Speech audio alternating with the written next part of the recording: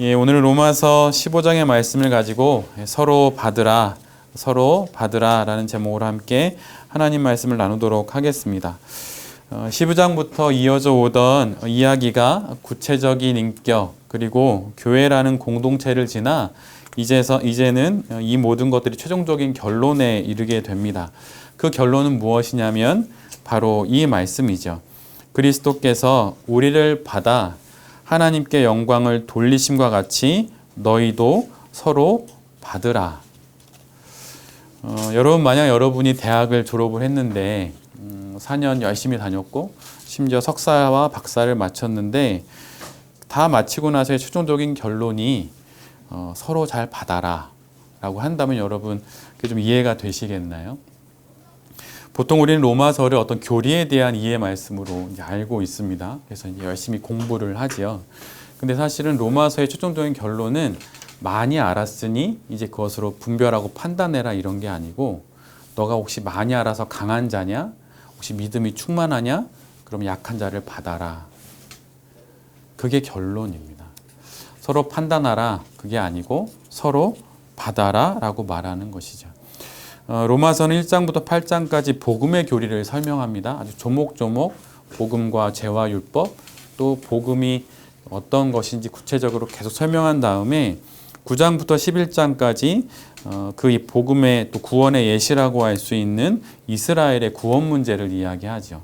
그리고 12장부터 복음으로 사는 삶이 무엇인지를 이야기할 때 첫 번째로는 구체적인 인격이 돼야 한다. 또 복음을 알고 있냐? 그러면 살아라 이렇게 말하는 거예요. 그리고 두 번째로 말하는 건 그러면 그러한 삶을 혼자 살지 말고 공동체 안에서 같이 살아라. 근데 그 공동체 안에서의 삶이 혹시 너무 어렵냐? 괜찮다 이런 거예요. 국가에 복종해라. 우리 되게 싫어하는 표현인데 실은 그 의미가 그게 아니라 너에게 어쩔 수 없는 삶의 조건들이 있느냐? 괜찮다. 그 안에서도 내가 충분히 복음에 어울리는 삶을 살 수 있도록 내가 도와주겠다라고 말씀하시는 것이 바로 그 본문입니다. 여러분의 삶의 조건이 좀 싫으신 게 있으시지요? 예, 있을 수 있습니다. 가족 관계가 싫거나 아니면 여러 삶의 형편과 여건들, 경제적인 상황들, 건강들, 내 뜻대로 이루어지지 않는 장래와 희망들 이런 것들이 어려울 수 있겠죠. 근데 그 어쩔 수 없는 모든 삶의 조건들도 하나님께서 이렇게 말씀하시는 거예요. 괜찮다. 그 이유는 너에게 복음이 있기 때문이다. 이렇게 말씀해 주시는 거죠. 그래서 하나님께서 모든 게 다 괜찮다고 말씀하십니다. 그런데 그 모두 다 괜찮다고 말씀하시는 최종적인 결론이 뭐냐면 그러니 서로 받아라. 너의 남편이든 너의 아내든 너의 자녀들이든 삶의 조건들이든 모두 다 그냥 받아라. 이렇게 말씀하시는 거예요. 다음 주에 한 번 더 보겠지만 로마서 16장이 마지막으로 남아져 있습니다. 그러나 로마서의 최종적인 결론은 오늘 끝나는 거예요. 1장부터 15장까지 다 알았냐? 그러면 서로 받아라. 나의 성에 안 차는 자녀들도 받고 삶의 조건들도 다 그대로 받아라 라고 말씀하시는 것이 로마서의 최종적인 결론입니다. 우리는 말씀 묵상을 하거나 또 설교를 들으면서 어떤 행위에 대한 가르침들을 갖게 됩니다. 그래서 1번 이거 해라, 2번 이거 해라, 3번 이거 해라 이렇게 이제 조목조목 교훈을 얻게 되지요. 그러나 물론 성경 속에서 바르게 하는 것도 교훈으로 책망하는 게 물론 성경 속에 있기는 있지만 그것이 우리의 복음을 아는 삶의 궁극적인 목적은 아니에요. 우리 안에 있는 궁극적인 목적은 그런 슬로건으로 되는 것이 아닙니다. 우리의 신앙은 슬로건이 아니라 사건으로부터 시작되었음을 알아야 해요. 나무로 비유하자면 나무에 달린 열매를 보고 아 저런 걸 따먹어야지 이렇게 말하는 게 아니라 너의 뿌리는 저 아래다라고 말하는 거죠. 우리 안에 그런 사건이 있었는데 그것이 바로 복음이라는 사건이에요. 그것을 보지 못하고 자꾸 열매만 생각하니까 자꾸 모든 설교 말씀이나 복음들이 해야 하는 일들로만 되는 거예요. 1번 이거, 2번 이거, 3번 이거. 그래서 그것들을 해야만이 성도라고 여겨지게 되는 거죠. 근데 여러분 그런 것이 아니에요. 어떤 명분이나 어떤 규칙이나 어떤 명령들이 복음이 아닙니다.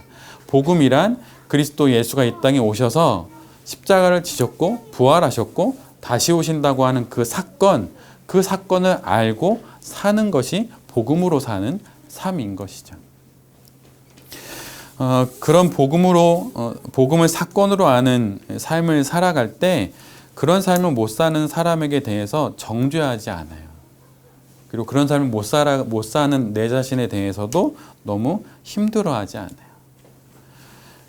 명분을 붙잡고 살았던 사람들, 그들이 누구인가요? 바로 율법주의자들이었죠. 명분을 갖고 살아야 한다. 너 그렇게 못 사냐? 그럼 넌 잘못된 거다. 그래서 명분을 쫓다 보니 심지어 안식일에 사람을 고치는 것도 죄라고 말을 했죠. 이것이 명분에 붙들린 자들의 모습입니다. 혹시 여러분의 신앙은 명분에 붙잡혀 계신가요? 너무 좀 딱딱한가요? 여러분, 그럼 부드러워질 필요가 있어요.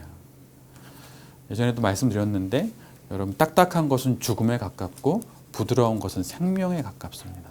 내가 부드러워지는지 아니면 딱딱해지는지 잘 뒤돌아봐야 해요. 말씀 묵상을 계속 매일매일 하고 큐티를 하고 막 그 말씀 카드 만들고, 저도 그렇고 우리 장 집사님도 카드를 만들어서 매번 인스타그램에 올리는데 막 그걸 하는데 하면 할수록 점점 더 딱딱해지고 이게 좀 경직돼요. 여러분, 그럼 뭔가 잘못된 거예요. 근데 말씀을 보면 볼수록 부드러워져요. 이해되지 않았던 자녀들도 이해하고 받아들일 수 없었던 사람들의 행동도 용납이 돼요. 기다려줄 수 있어요. 여러분, 그러면 그게 맞는 방향이에요.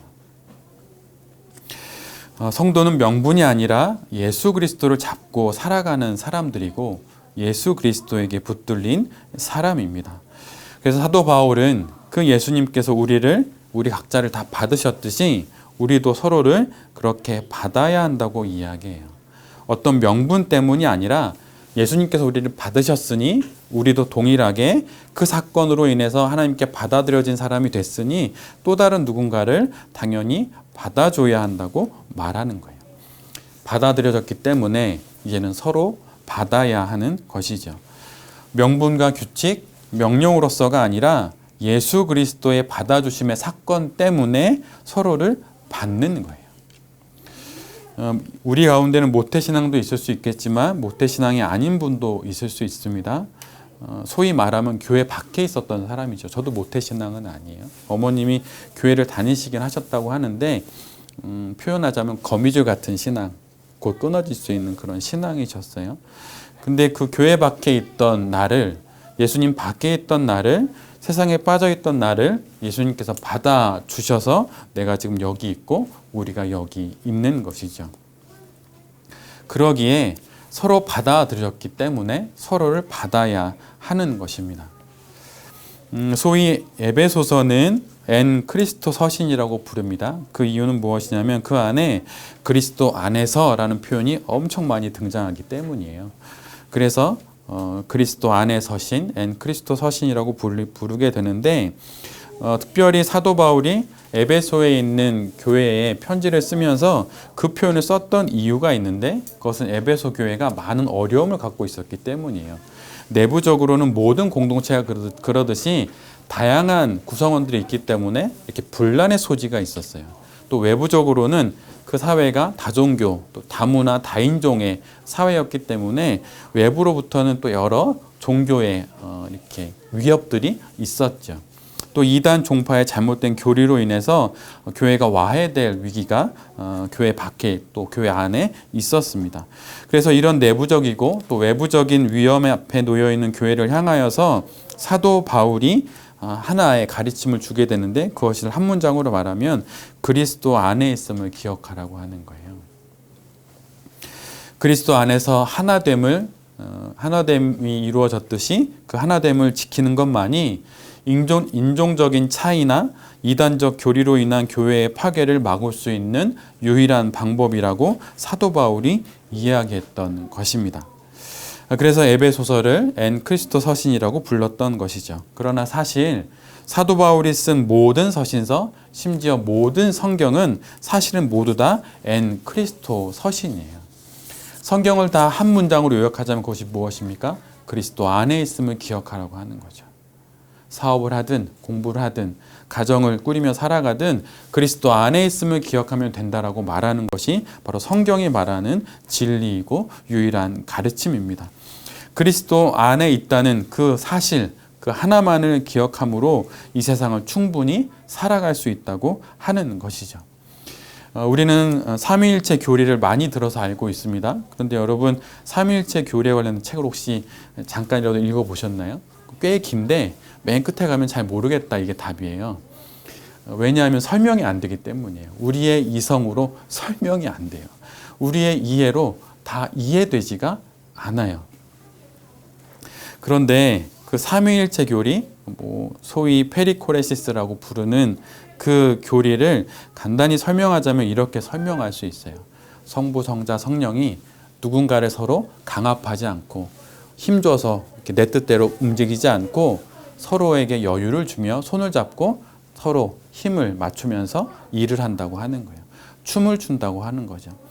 함석헌 선생님이 하셨던 말로 기억을 하는데, 사랑이 무엇인지 아느냐? 사랑이란 공간을 내어주는 거다, 이런 이야기를 하셨어요. 근데 저는 그 이야기를 딱 듣고 나서 제일 먼저 떠올랐던 것이 고등학교 때 학교 갈 때 탔던 시내버스가 떠올랐어요.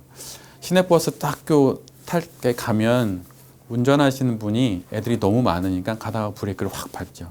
그러면 애들이 뒤로 확 몰리잖아요. 그럼 또 애들이 몰려 탑니다. 그러면 이제 서 있기도 너무 어려워요. 가방을 메고 도시락 가방을 들고, 그러면 누가 내 자리에 침범하는 게 너무 싫어요. 힘들고 막 밀치고 막 이럴 수 있잖아요. 그런데 사랑이란 누군가에게 그 공간을 할애해 주는 거라고 하는 것이죠. 그런데 삼위일체 교리에 등장하시는 삼위 되시는 하나님이 서로에게 그렇게 공간을 내어준다고 하는 거예요. 그것이 바로 하나님 안에서 하나님 삼위 되시는 하나님께서 서로 살아가시는 삶의 방식이라고 하는 것이죠. 그런데 이것이 하나님의 존재 방식, 또 사는 방식이듯이 교회 안에서 몸담고 살아가는 성도들인 우리에게도 이런 것이 우리의 존재 방식일 수 있어요. 삼위일체 하나님이 서로 이렇게 힘을 또 조율하며 살아가듯 우리가 이렇게 교회 안에 살아가는 것이죠. 그래서 교회를 삼위일체 하나님의 모상이라는 표현으로 교회를 말하기도 합니다. 그러니까 교회를 세우기 위해서 계획하시는 성부 하나님이 계시고, 또 교회를 세우기 위해 이 땅에 우리와 같은 인간의 몸으로 오신 성자 하나님이 계시고, 또 교회를 온전히 지켜내시는 성령 하나님이 계시고, 그래서 이 세 분 하나님께서 셋이시지만 한 몸이 되셔서 교회를 이루어 가시는 거죠. 그래서 교회를 가리켜서 삼위일체 하나님의 모상이라고 이렇게 이야기합니다. 그러면 당연히 교회 안에서도 그러한 모습으로 서로 연합하고 서로 사랑하면서 있어야 하는 것이죠. 이 삼위일체 되시는 하나님이 서로 이렇게 역할을 맡아서 하시지만 이 세 분이 공유하고 있는 하나의 본성이라고 할 수 있는 게 있는데, 그건 사랑이에요. 사랑. 어느 종교 중에서도 신이 사람을 위해서 기도하는 종교는 없어요. 성령이 탄식 가운데 우리를 위해서 기도해 주잖아요. 그런 종교는 없어요. 어느 종교가 어느 신이 사람을 위해서 기도를 해주나요? 대부분은 반대잖아요. 사람이 하나님께 간구를 하죠. 신에게 간구를 하죠. 그런데 성령 하나님이 우리를 위해서 간구하시는 이유는 그분이 사랑이시기 때문이에요. 그래서 바로 이 사랑으로 존재하는 것이 바로 교회의 존재 방식이라고 이야기할 수 있습니다. 두 번째 교회의 존재 방식은 앞에서 말씀드렸던 내용 그대로 그리스도 안에서라고 하는 거예요. 에베소서 1장 22절로 23절에 이런 말씀이 있습니다. 또 만물을 그의 발 아래에 복종하게 하시고 그를 만물 위에 교회의 머리로 삼으셨느니라. 교회는 그의 몸이니 만물 안에서 만물을 충만하게 하시는 이의 충만함이니라. 교회가 그리스도 안에 있다는 것은 교회의 머리가 그리스도 예수임을 기억하는 거예요. 여러분, 교회 맨 위에 뭐가 있나요? 교회 첨탑 맨 위에 십자가가 있죠. 그게 뭘 상징하는 것입니까? 교회의 머리가 사람이 아니라는 거예요. 교회의 머리가 담임 목사가 아니라는 거예요. 교회의 머리가 그리스도 예수라고 하는 것입니다. 여러분, 그럼 가정의 머리는 무엇일까요? 가정의 머리도 그리스도 예수예요. 여러분, 사랑해서 다 결혼하셨죠? 그런데 여러분, 그 사랑이 결혼을 지켜주지 못해요. 오히려 결혼이 사랑을 지켜줘요.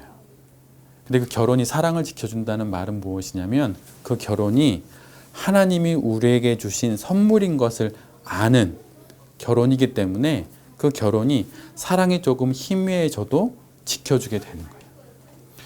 가끔 저를 만나러 오셔서 이혼 상담을 하시는 분도 계십니다. 기도하고 결혼하셨거든요. 근데 왜 그런 일이 있을까요? 너무 힘든 거예요. 받아주기가. 사랑해서 결혼했는데 이 남편이, 이 아내가 받아주기가 너무 어려운 거예요. 근데 세상은 그러면 사랑이 식었다고 헤어지죠. 근데 여러분 그게 아니에요. 식어가는 사랑을 부여잡고 하나님이 우리의 가정을 만들어 주셨다는 그 믿음으로 믿음 안에서 지내다 보면 대부분의 경우, 팀 켈러 목사님이 하신 얘기인데 대부분의 경우 5년 안에 사랑은 다 회복된다고 말해요. 사랑의 식어짐이 문제가 아니에요. 가장 큰 문제는 내가 그 사랑이 그리스도 예수 안에 있음을 잊어버리고 사랑의 식은이 다른 사랑을 찾아서 가야겠다라고 생각하는 것이 문제인 거죠. 그래서 우리의 존재 방식은 언제나 그리스도 안에 있습니다.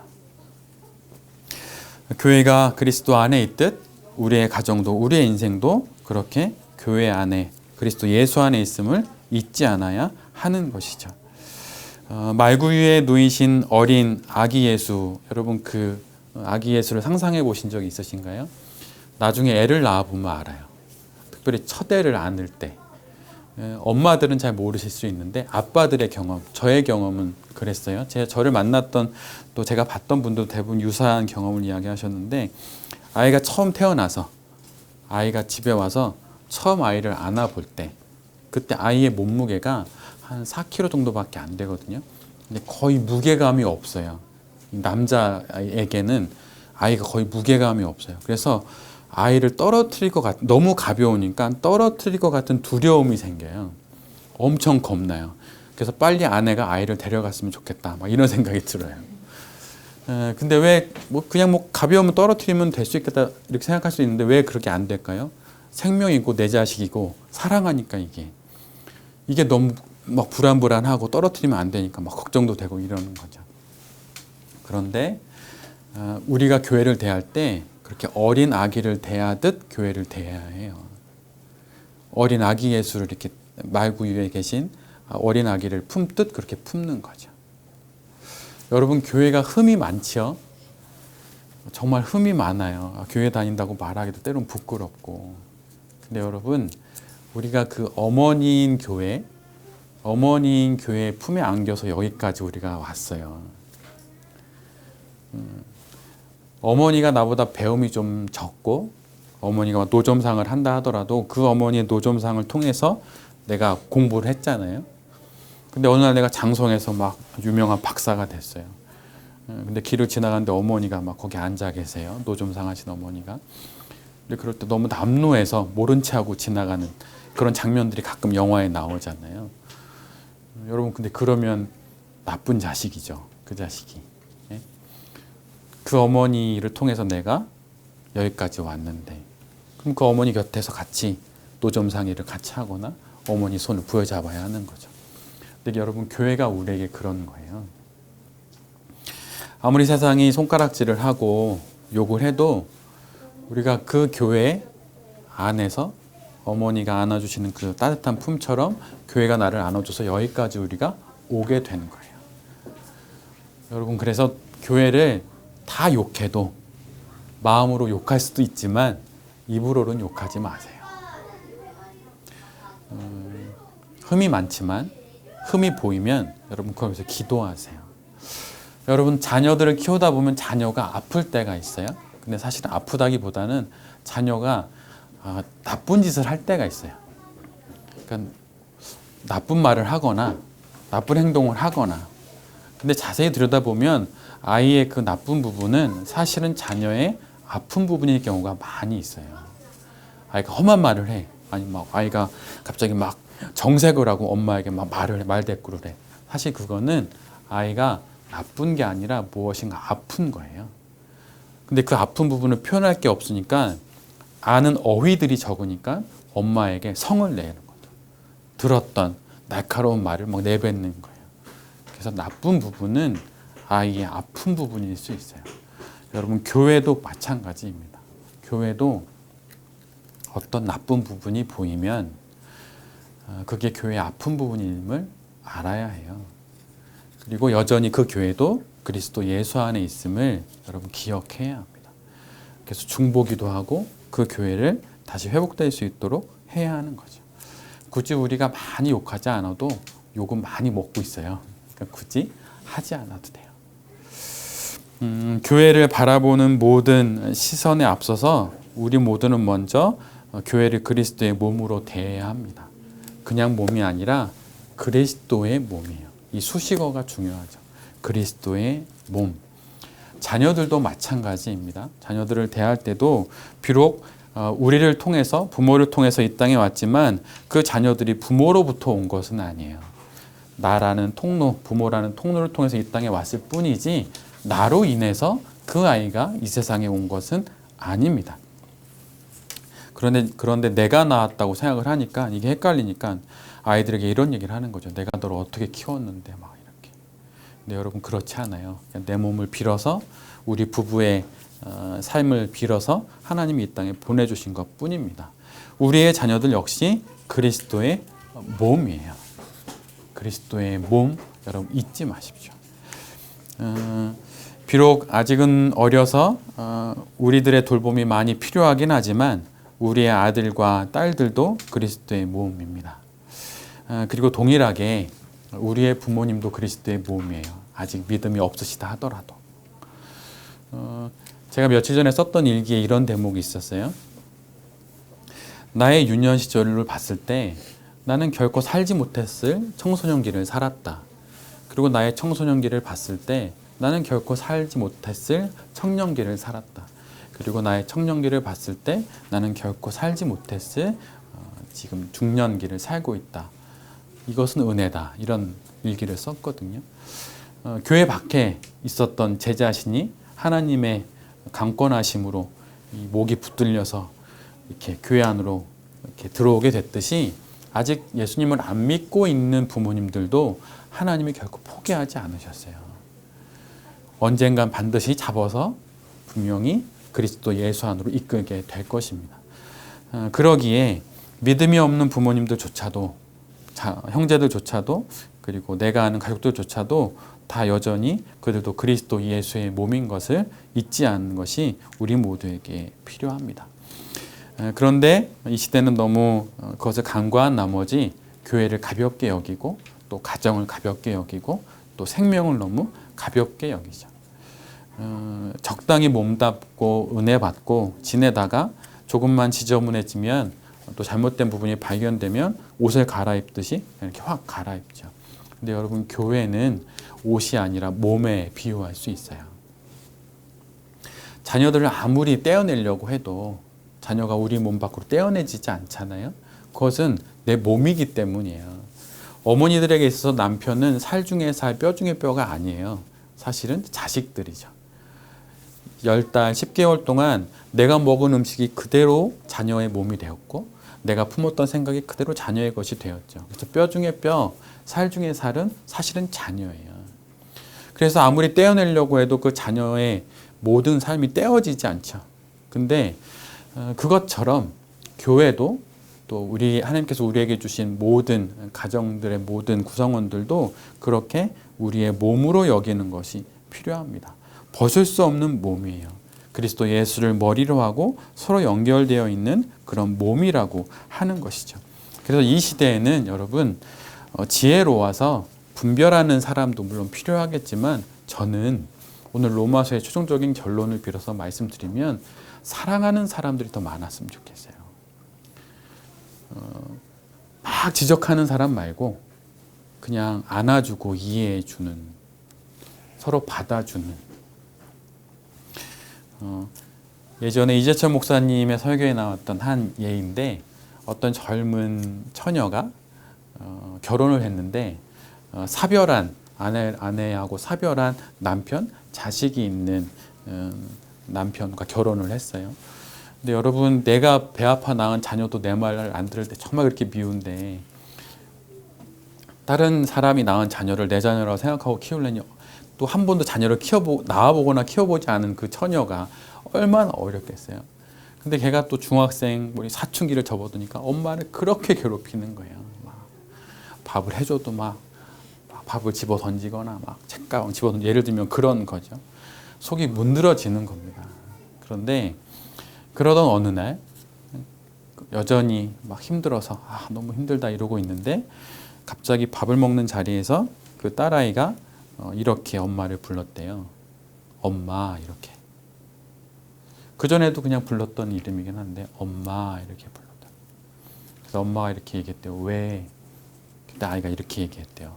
그냥 이렇게. 그리고 이 대화는 끝났어요. 여러분 이 대화가 여러분 어떻게 느껴지세요? 저는 개인적으로 그 순간 아이가 말했던 그냥 그게 지금껏 엄마가 쏟아부었던 모든 사랑이 다시 이제 엄마에게 조금씩 다시 흘러가게 되는 순간이었던 것이죠.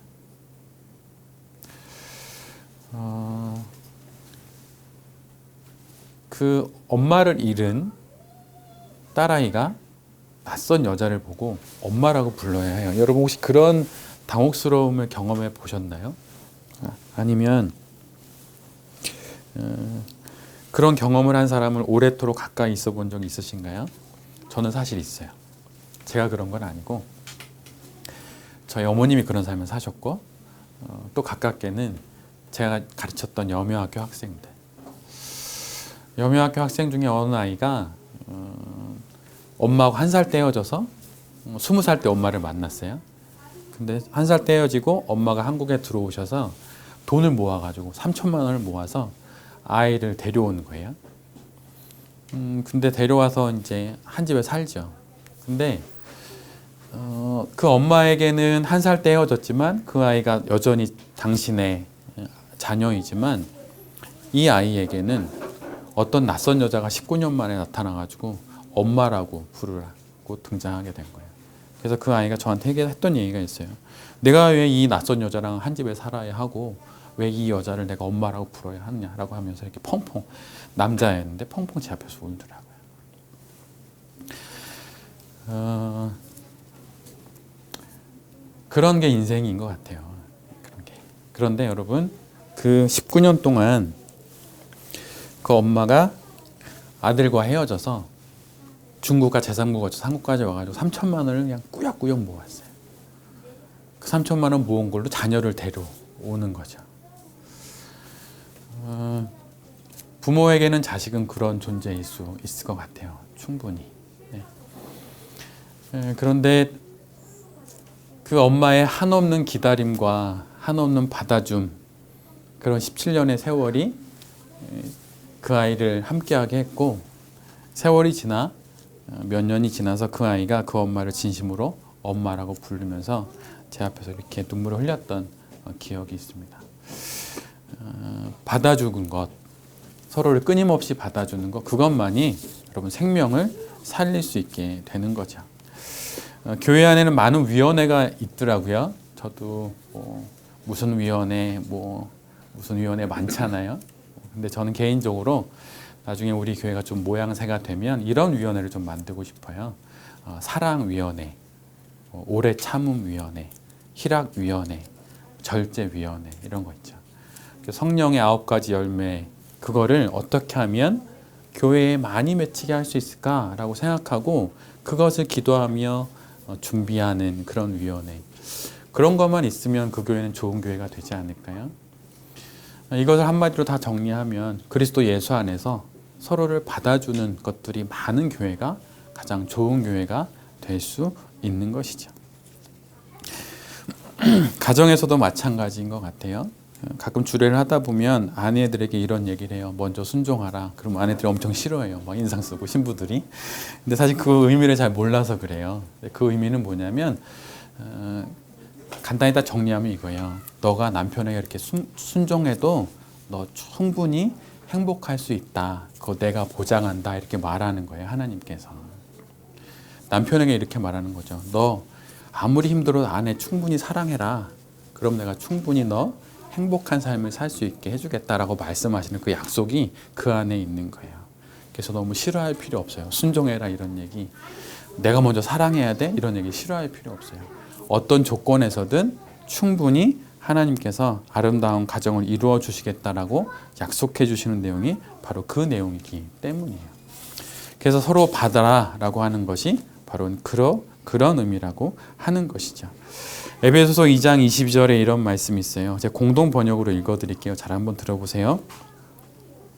여러분도 이 모퉁이 돌을 중심으로 함께 세워져서 신령한 하느님의 집이 되는 것입니다.